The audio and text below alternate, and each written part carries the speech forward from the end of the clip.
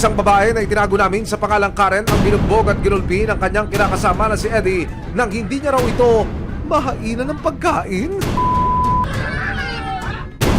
Dito na umalma ang kanyang tiyahin na si Aling Gloria. Pakay niya, makaharap ang pamangkin at si Eddie na gumulpi sa kanya. Bakit mo naman nagawa sa pamangkin ko? Depensa ni Eddie, nakainom lang daw siya noong gabi na iyon kaya niya nagawang saktan si Karen. Eh kahit na kung ikaw yung lasing, huwag kang gumawa sa babae ng gano'n. Kaya pinagpanagutan ko namin lahat. Eh, sabi ko sa'yo, Kaya nagpirmahan na kami, okay na lahat.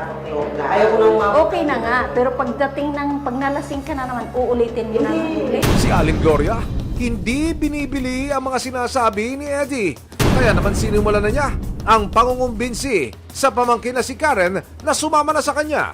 Mas maganda yung kuya, mas maganda yung kuya, magbakasyon muna siya sa Hindi na Mindanao. pwede, ma'am. May mga anak niya kasi, ma'am. Nandito yung mga anak niya. Eh di doon, kasi lang naman doon mag-aral ah. Hindi nga pwede. Anong hindi Hindi pwede? nga pwede. Okay kami. Okay kami. Wala kaming... Siya pa rin may karapatan. Ano kayo, Anak niya decision yun. mo? Ano Bakasyon muna siya sa Mindanao. Kahit yung tita mo, Wala pumayag din. kami dyan. Hindi nga pwede. Nag-usap na kami maayos mo sa bahay. Eddie, pagsalitain mo naman si Karen. Ay, uuwi daw siya eh. Hindi nga Bakasyon lang. pwede. Bakasyon lang siya. Tatanungin mo yung mga anak mo. Babalik naman ako Ay, sa'yo. hindi pwede. Babalik naman eh. Hindi Wala ako sa'yo. Sinisira mo na yung pamilya natin. Babalik. Nang hindi magtagumpay si Aling Gloria sa nais mangyari na pagkupkop sa pamangkin at mga apo, nagkaroon ang bagong kasunduan sa pagitan ni Eddie at Karen. Dito, nakasaad na mag-iipon muna si Karen ng pamasahe at babayaran muna niya ang mga atraso o utang sa kanilang lugar bago siya makipag-cool off kay Eddie. Nauwi na lang po sana ako sa Mindanao pero napagdesisyonan po namin na ayusin na lang po para hindi na po masira yung pamilya namin. Oh, ano po napagkasunduan? Hindi na po siya uulit, hindi na po siya manakit ulit. Oho. Hindi na po siya inom. Okay ho sa inyo yon. Opo. Para masiguro ang kapakanan ni Karen, inanyayakan siya ng resibo na makipag-usap sa isang espesyalista nang magabayan siya at mabigyan ng payo. Ano yung mga bagay na nasasabi niya sa'yo? Minsan meron pong halong pagmamura. Lagi nating tatandaan na kapag sa mga ganitong sitwasyon, uunahin natin yung sarili natin. Yung mga anak niyo hindi naman nasasaktan. Nasasaktan rin sila pag yung magtatalo kami. Nadadamay sila. Opo.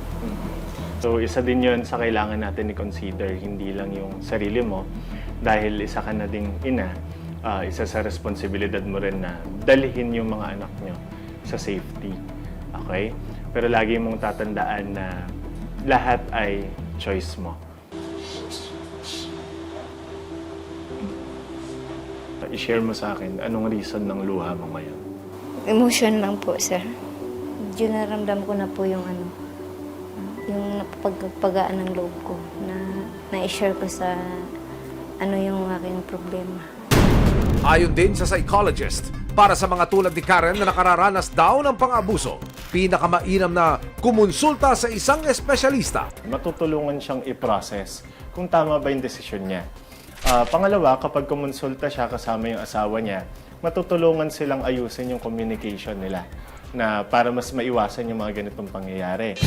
Dagdag ng eksperto, normal lang para sa isang biktima ng pang-abuso ang hindi pagkilala sa pinagdaanang pananakit at may kanya-kanyang paraan ng bawat isa para maghilom at makabangon. Hindi pa niya tanggap yung nangyari, nandun pa siya sa state ng shock na hindi niya pa napoproseso na totoo ba talagang nangyari ito.